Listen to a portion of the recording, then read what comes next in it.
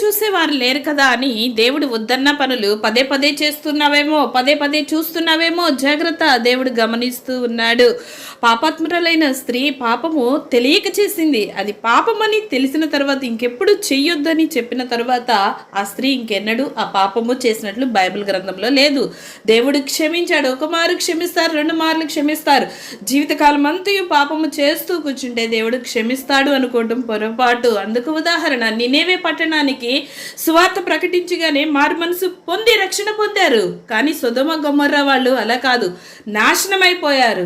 ఈ రోజుకి ఆ పట్టణం లేకుండా కనుమరుగైపోయింది. దేవుడు ఎంతో రోషము కలిగిన దేవుడు, ఎంత దయ కలిగిన దేవుడో అంత రోషము కలిగిన దేవుడు, నీవు నేను ఆరాధిస్తున్న దేవుడు.